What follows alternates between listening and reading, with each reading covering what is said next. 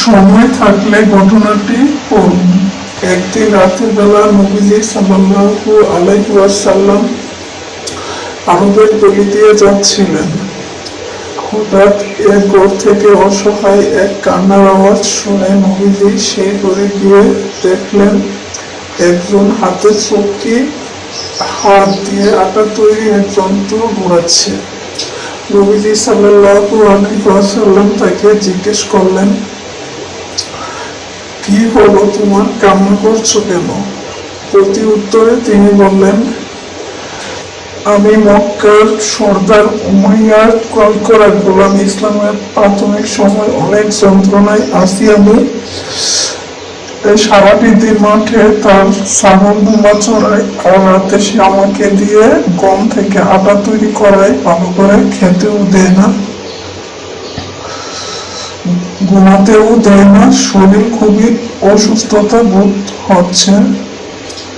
এই কথা শুনে নবী সাল্লাল্লাহু আলাইহি ওয়াসাল্লাম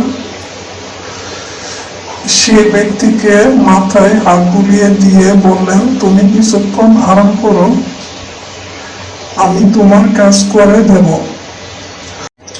এই বলে নবীজি হাতে চুক্তি নিয়ে কাজ শুরু করে দিলেন, আর বড় ক্লান্ত শরীর নিয়ে সেই গোলামকে ঘুমানোর সুযোগ করে দিলেন।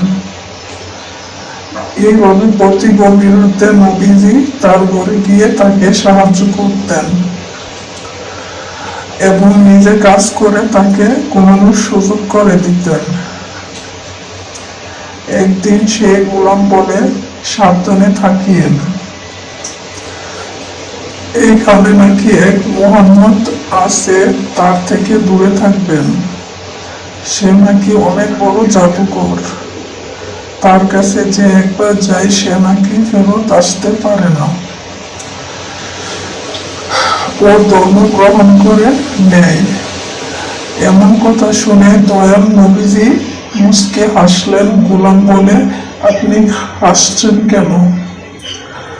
নবীজি বলেন, তুমি যে মুহাম্মদ এর কথা বলছো, আমি হলাম সে মুহাম্মদ।